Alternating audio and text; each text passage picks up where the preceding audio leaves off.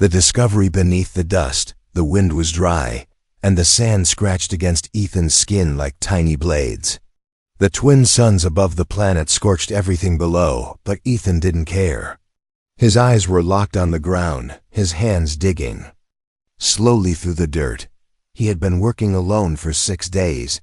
No helpers, no advanced machines. Just him, a shovel, and an old map that barely made sense. Most said this planet had nothing of value. No life, no history, just empty desert and dead rocks. But Ethan believed otherwise. He followed a whisper he had read in an ancient book about a forgotten ruin buried in the sand. That morning, he felt it, something solid, not a rock, not metal. Something old. He knelt down and brushed away the dirt carefully. His heart beat faster. Then, he saw it round, half buried, and covered in symbols. A helmet. It didn't look human. It was smooth, silver but aged, glowing faintly even in the daylight. It had no open visor, no wires, no buttons. Just strange lines etched deep into its surface. Ethan's fingers trembled as he reached out. The moment he touched it, the ground beneath him shook. A sudden gust of hot wind blasted across the dig site, throwing sand into the air. Ethan jumped back, shielding his face. Lightning cracked in the sky on a planet where it never rained. Something was happening. The air felt alive. The helmet pulsed softly in his hand like it was breathing. Ethan stood frozen, confused. This wasn't normal. This wasn't science. This was something else. And then he saw them. On the ridge, across the dunes, figures were watching. Tall, thin shapes, cloaked in flowing robes, their faces hidden. Their eyes glowing faintly green in the shadow of their hoods. Ethan stepped back, clutching the helmet tightly. Were they real? Or just another vision caused by the heat? But they didn't disappear. The figures slowly bowed their heads toward him. One lifted a hand and pointed not at the helmet, but at Ethan himself. A whisper passed through the wind in a language he didn't understand. But somehow, he knew what they meant. The chosen one has returned. Ethan's breath caught in his throat. A cold shiver went down his back despite the heat. He wanted to speak, to ask who they were, what they wanted, but his voice wouldn't come. He blinked, and the figures were gone. Only the wind remained. The helmet still sat in his hand, warm now. Strange symbols glowed brighter, like they were reading him. Ethan felt dizzy. He dropped to his knees and looked around. The ridge was empty again. No footsteps. No signs of life. He stood up slowly and placed the helmet in his backpack. He needed to leave. He needed answers. Maybe this was some alien tech left behind. Maybe someone would pay for it. Or maybe it was dangerous. As he walked back toward his small camp, the sky above turned a strange shade of purple. A low hum filled the air. His comm device, usually silent, crackled to life with static. A strange voice spoke through it, deep, layered, like many voices at once. You have awakened the helm of stars. You are now bound. The device sparked and shut down. Ethan stopped in his tracks. Bound? He didn't believe in magic. He was a scientist, an explorer. But this was not something he could explain. What kind of technology was this? And why were those aliens watching him like he was part of something bigger? Night was falling now, but the desert didn't cool. The sand still burned. Ethan reached his tent, zipped it shut, and placed the helmet on the table inside. It stared back at him, silent but alive. He turned on his recorder and began speaking. Log entry number 47. I've found something. Possibly alien. A helmet, buried under layer 7, under the ruins. Responsive to touch. Emits light. Shows signs of energy. I saw figures. Not human. I think I'm being watched. Maybe followed. I'm not sure what I've started, but I need to get this back to base. Soon. As he leaned back, his fingers brushed the helmet again. This time, it glowed brighter and sent a flash of light into his eyes. In that instant, he saw a vision: burning skies, giant cities of glass, armies kneeling before a helmeted warrior. The warrior looked like him. Ethan gasped and pulled away. Sweat ran down his face. The helmet dimmed again. What the hell is this thing? He whispered. Outside, the wind picked up again. And miles away, in a hidden valley, a group of alien priests knelt before a glowing symbol in their temple, the symbol of the helmet Ethan had just touched. The prophecy had begun. Again. Ethan opened his eyes. But something was wrong. He wasn't in his tent anymore. The ceiling above him glowed like soft moonlight. The walls looked alive, breathing gently as if the room itself was made from a living creature. Strange patterns moved across the floor, shifting slowly like waves in a calm sea. He sat up too fast. A sharp pain shot through his head. He groaned, holding his temple. Where was he? The helmet. He remembered touching it again last night, after the vision. Then, nothing. Darkness. Now this. The bed he lay on wasn't human-made. It felt like smooth stone, warm and shaped perfectly to his body. His bag, his tools gone. Even his boots were missing. Only his clothes remained, and even those looked freshly clean. Suddenly, the wall in front of him rippled. From it, a tall figure stepped forward, silent, graceful. Her skin was like polished silver. Her long robe shimmered with stars. Her eyes, glowing violet, locked onto his. "You are awake," she said softly. Ethan froze. The voice echoed in his mind, not just his ears. It was calm, but powerful, like music from a forgotten world. "Where am I?" he asked, slowly standing up. "You are in the Temple of the Foreseen," she replied. "The helmet brought you here."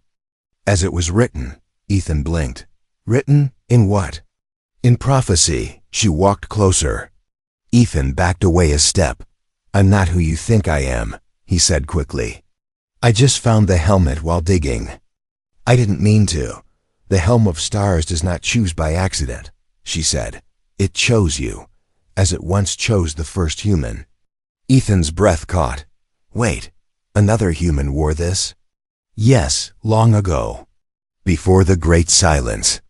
Before our stars dimmed. She raised her hand slowly, and the helmet appeared between them, floating in midair. It looked different now. Cleaner, brighter. Symbols glowed along its edges, and soft light pulsed from within. Ethan stepped forward, mesmerized. "What is this thing?" He whispered. "It is not a weapon," she said. "It is a key, a voice, a guide." Then she looked deeper into his eyes. "And you are the new voice."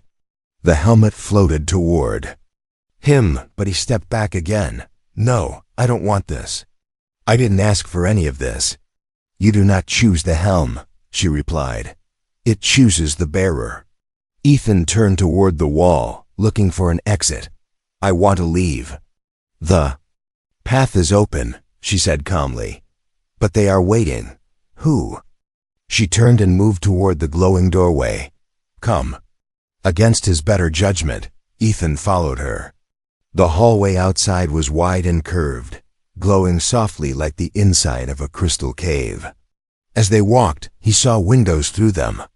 He saw the stars. They weren't on the planet anymore. They were in space. His heart pounded. "Where is this place?" "We are aboard the Star Shrine," she said. "Hidden beyond the moons." "How did I get here?" "The helm brought you." They reached a large chamber filled with light. Hundreds of alien figures stood in a wide circle, all kneeling. Some had smooth skin, others had scales or feathers, but all stared at Ethan with deep, quiet respect. He froze at the entrance. The tall woman stepped into the center and raised her voice. "Behold the bearer of the helm, the starbound, the prophesied one." The chamber echoed with whispers. A few aliens gasped. One even wept. Ethan whispered under his breath, "This is insane." Then the helmet floated toward him again. This time, it stopped right in front of his chest. Something inside him shifted. Like the space between his heart and breath opened up. He reached out slowly and touched it. The moment his fingers met the metal, the helmet flew onto his head. A rush of sound, color, and memory filled his mind. He saw visions, battles between planets, dying stars, a lone warrior standing above fire and death, bringing peace. That warrior turned and the face was his own. The aliens bowed deeper. The chamber shook slightly as light flowed from the helmet.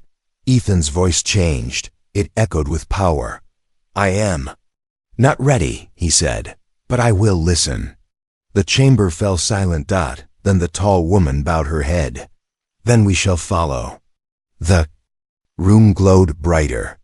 Somewhere deep in space, an ancient signal awakened. Satellites turned. Ships stirred. Hidden empires received the message. The helm had returned, but not all were pleased. Far away, in the shadow of a dark planet, a massive warship powered up. A cruel voice hissed, "So, the new human dares to rise. Let's see how long he lasts."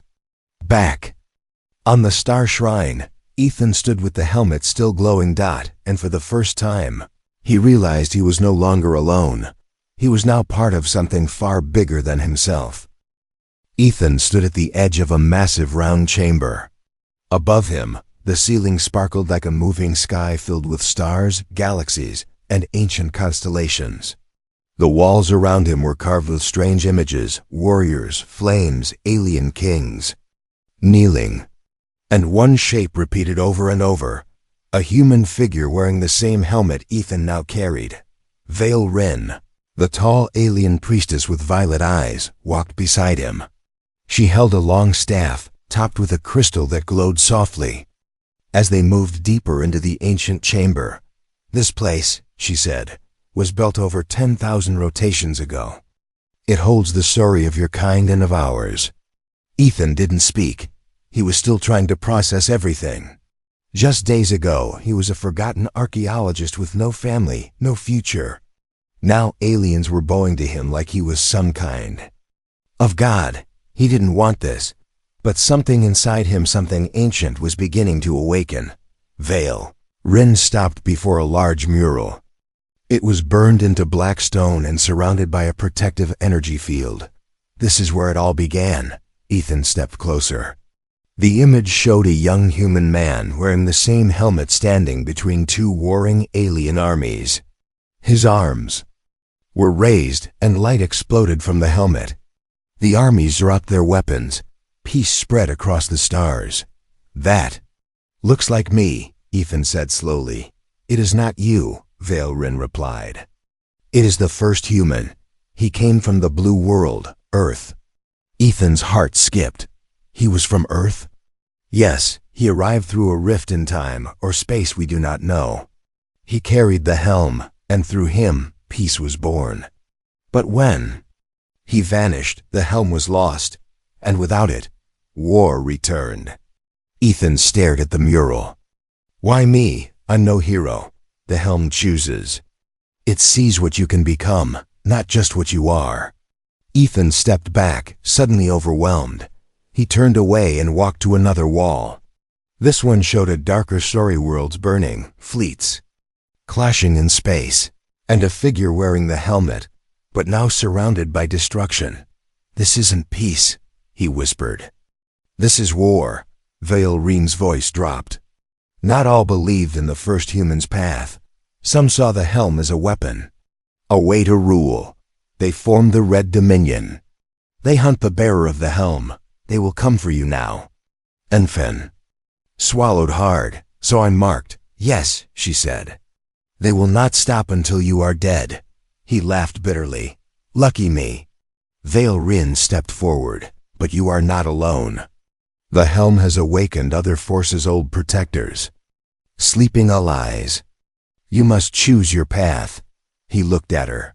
"And what if I walk away?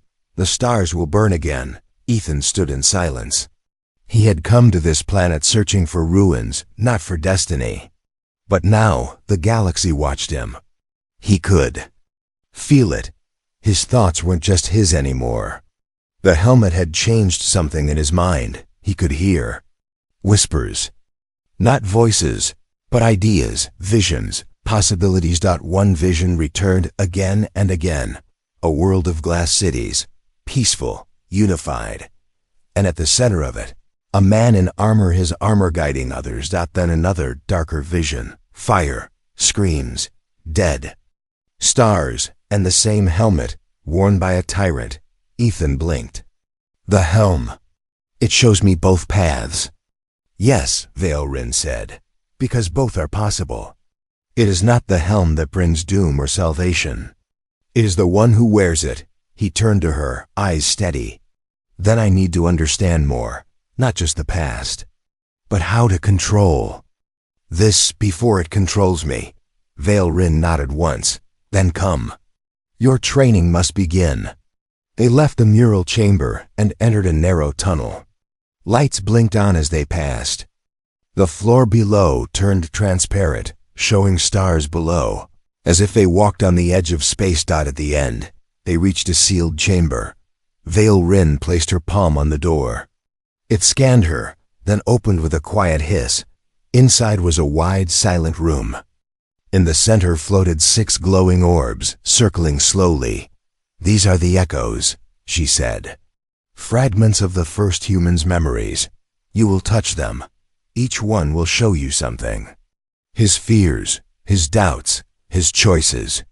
Ethan took a step forward. And if I don't like what I see, you must face them anyway.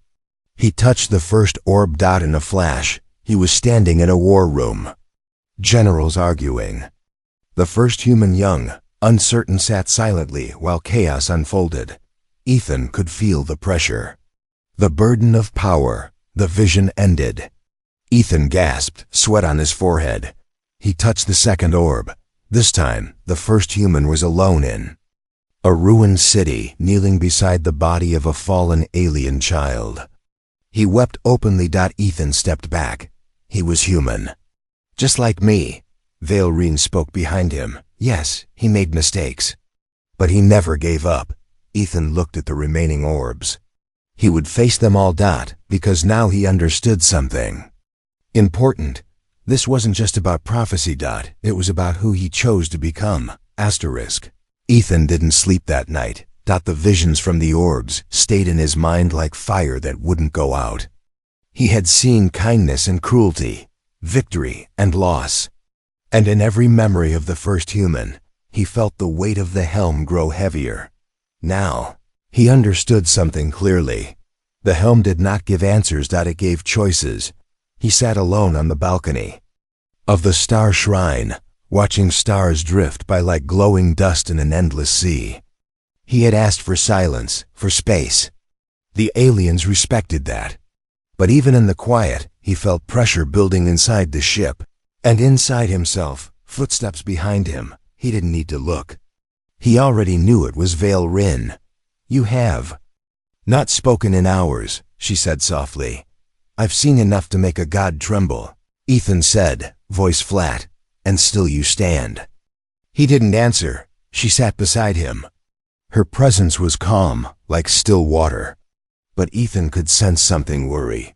Something's wrong, isn't it? He asked. Valrin nodded. Yes, one of the council elders has gone silent. Elder.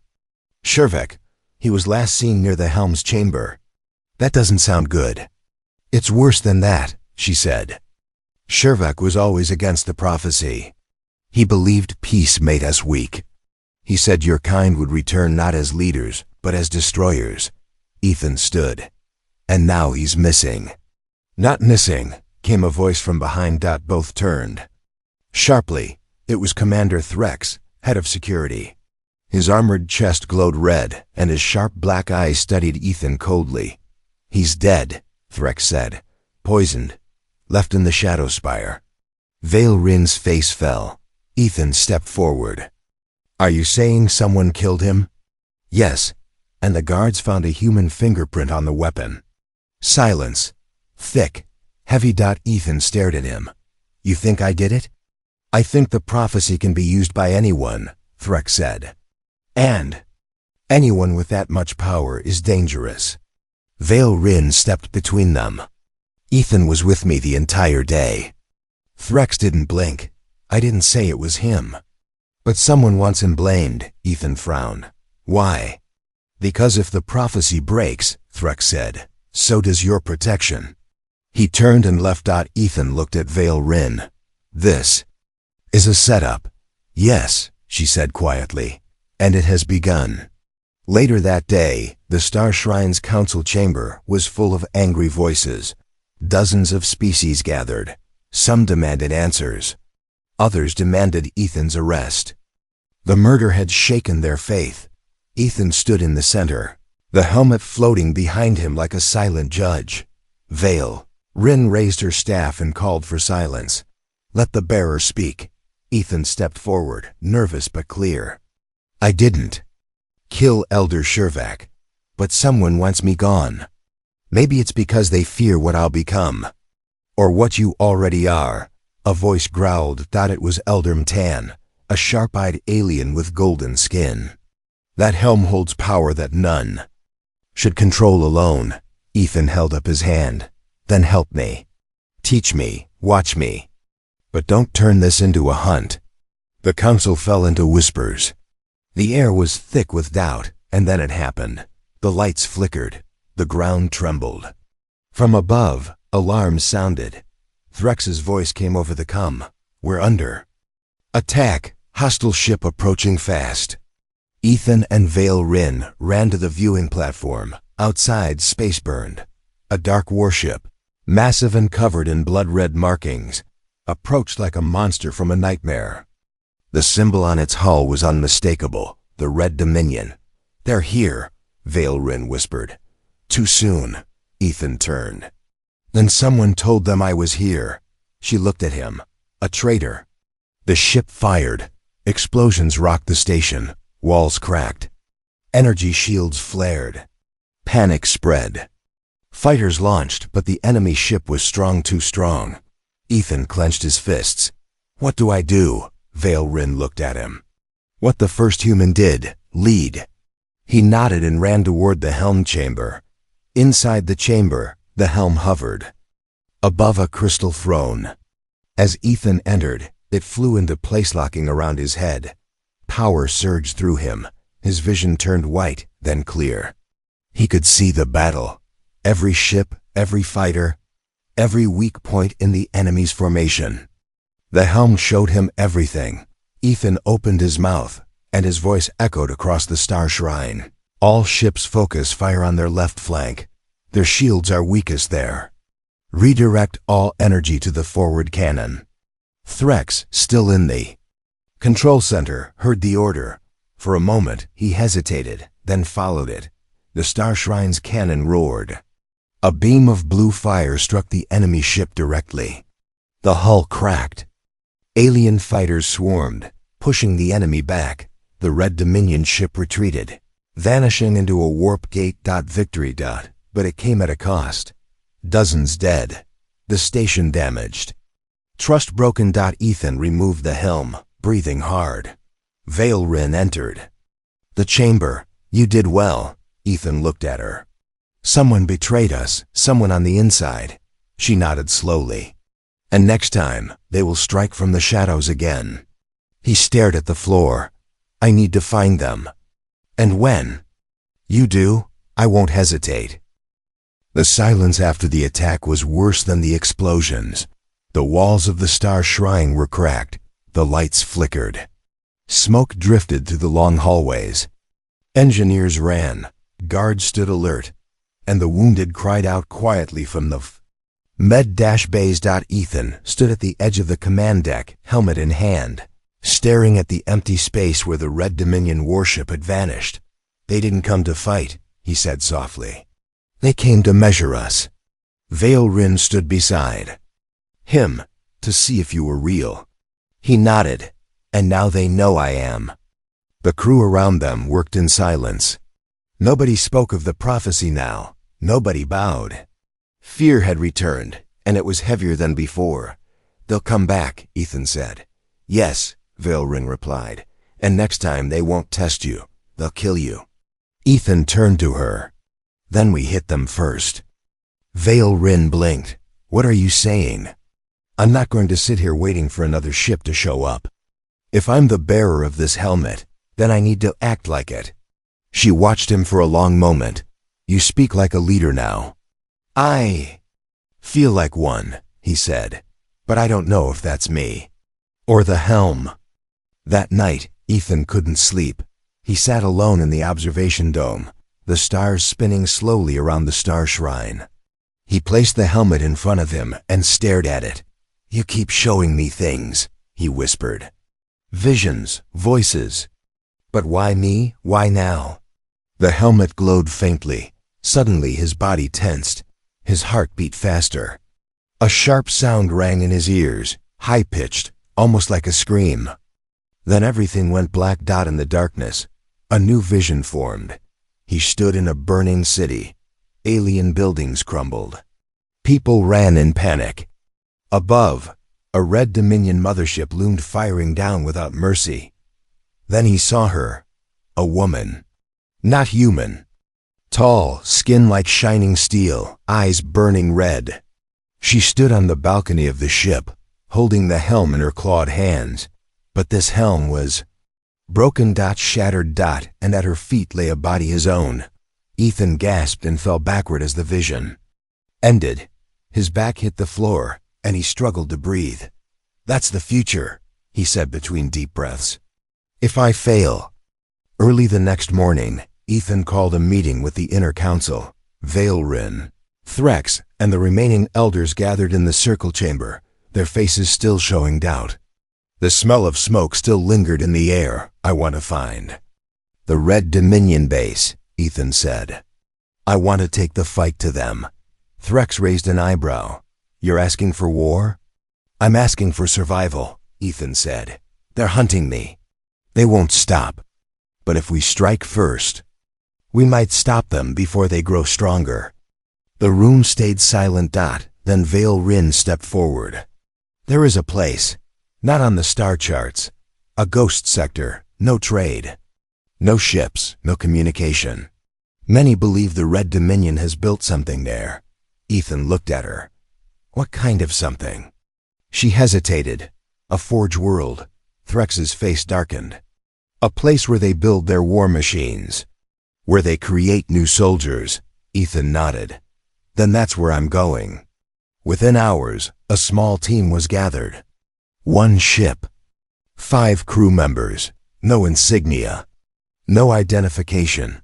They named the ship Whisper's Edge. Ethan took the helm with him, locking it in a secure vault when not in use. It pulsed sometimes, like it sensed what was coming. On the 3rd day of travel, they reached the ghost sector.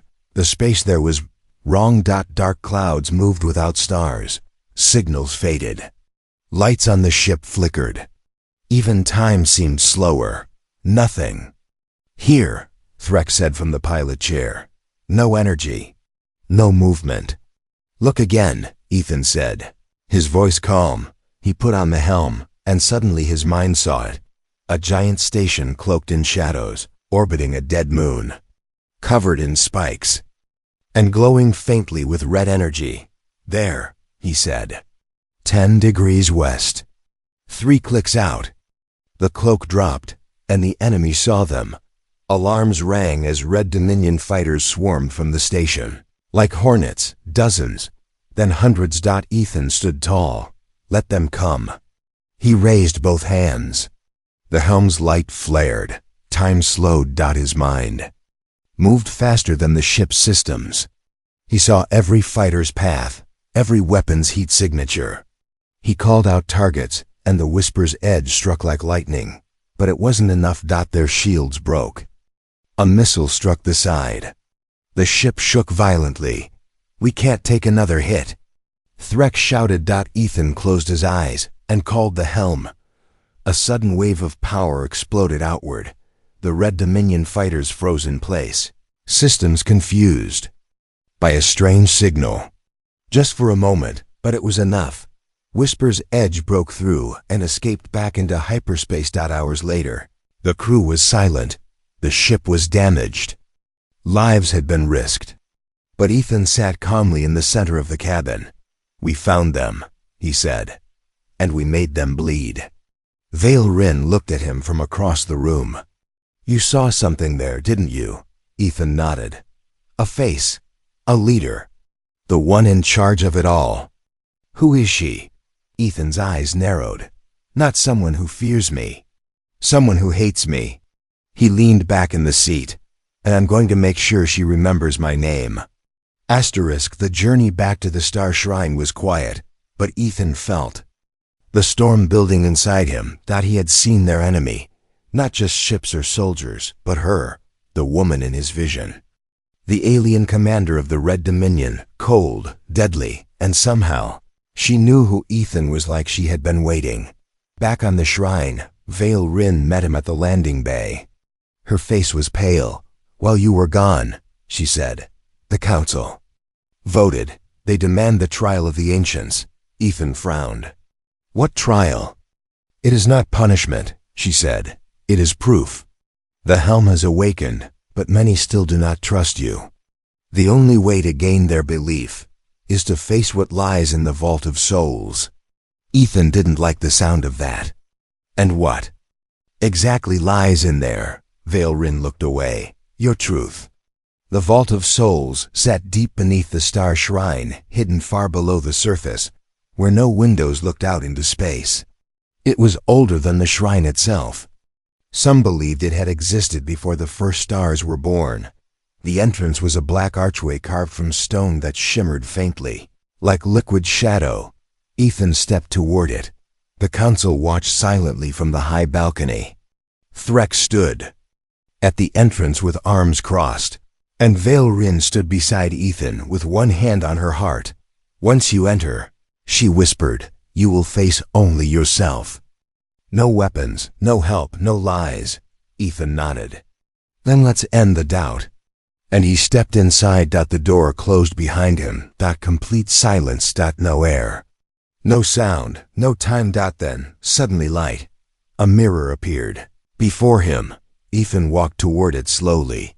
But what he saw inside was not his reflection. It was another Ethan. He looked the same, but his armor was darker, his face harder. The helm glowed red instead of blue. The reflection spoke. "So this is the new chosen one. You don't look like much." Ethan narrowed his eyes. "You're not real." "I'm more real than you know," the dark version said. "I'm the Ethan you could become. The one who accepts the truth." "What truth?" "That power changes people. That no matter how noble you start, the weight will crush you. You'll try to save them and fail, just like I did." Ethan stepped closer. "You're afraid." "No, you are," the dark Ethan sighed. "You're afraid of being weak, afraid of losing control, afraid of becoming me." The walls of the vault shifted. Flames rose, broken ships, dead faces, screams. Ethan turned in a circle. The visions overwhelmed him. People he couldn't save, worlds burning under his name. "Stop it," he shouted. The dark Ethan stepped out of the mirror. Now he was real. They stood face to face. "You wear the helm like a crown," he growled. "But you haven't earned it." "I'm not like you," Ethan said. "Then prove it." Suddenly, they clashed. No weapons, just fists, rage, fear, pain. The vault responded to their battle. Memories played out on the walls. Ethan's childhood, the moment he left Earth, the loneliness he buried for years. The dark Ethan fought with anger. Ethan fought with heart. Finally, with one last breath, Ethan struck his darker self down. Reflection shattered like glass. Silence again. And then, light. The helm floated gently before him, glowing pure white. This time, it didn't fly to his head. It waited. Ethan understood. The helm was not a gift. It was a burden, a responsibility. And now it asked for his choice truly, fully. He reached out and touched it. No flash, no power surge. Just peace. The vault opened. Ethan stepped out. The council stood silent. Vale Rin stared at him and slowly knelt. So did Threx. One by one, Every alien in the chamber dropped to their knees. He had passed. He had faced himself. And he had chosen not to be a god, but a protector. Later that night, Ethan stood alone again, this time, on the highest point of the star shrine. The stars above him were brighter than ever. Vale Rin approached. "You carry the helm differently now. I don't feel like a symbol anymore," he said. "I feel like a man who understands why symbols matter." She smiled. "Then you are ready." Ethan looked out into the galaxy. "They're still coming, aren't they?" "Yes," she said. "The Red Dominion will not stop." Ethan nodded slowly. "Then we go to them." "No more waiting. I'll face her." Vale Rin stepped closer. "Do you remember her face?" "Yes," he said. "I remember everything now." She touched his shoulder gently. "Then may the stars guide your strike." The fleet was silent as it waited in orbit above the dead moon. Hundreds of alien ships, large and small, hovered like ghosts, their lights dimmed. The star shrine stood at the center, glowing faintly, its hull repaired, its power renewed. At the heart of the command deck stood Ethan Cole. He wore the helm now not as a question, but as a choice. Around him stood leaders from 10 different species, each one once enemies, now bound by his courage, his truth, and his trials. Across the stars, the Red Dominion fleet approached, bigger, heavier, led by her. Vale Rin entered the chamber quietly. "They've accepted your terms," she said. "Their queen wishes to face you, alone." Ethan didn't blink. "Where?" "She waits on the surface of the moon. No weapons. No armies, just you and her." Ethan turned to the council. "If I fail, don't let her walk away." Then he left. The moon was cold. Ash covered the surface like snow. Ruined structures from an ancient battle still stood, broken and forgotten. Ethan walked slowly, the helm glowing dimly as he stepped forward. And there at the center she stood, the queen of the Red Dominion. Her skin shimmered black and red. Her long arms crossed behind her back. Her eyes burned like dying suns. "So," she said, voice echoing with venom, "you're the human they worship now." Ethan stopped a few feet away. "I didn't ask for any of it, but you wear the helm," she said. "Just like the last one," Ethan nodded. "And I've seen what he became. I saw the line between peace and domination." She stepped closer. "Then you know that peace is a lie. Order comes through fear. That's how we survived." "No," Ethan replied calmly. "You survived by making others bleed." She tilted her head. "You think they'll follow you forever, human? The moment you fall, they'll tear each other apart again." Ethan looked up at the stars. "Maybe, or maybe they'll remember who stood between war and silence." The queen reached out, and in her palm appeared a shattered piece of a helm. "The last one died screaming," she said. I held his heart in my hand. Ethan's face didn't move. "Then maybe this ends differently." Suddenly she attacked, but not with weapons, with visions. Dark, painful memories rushed into Ethan's mind.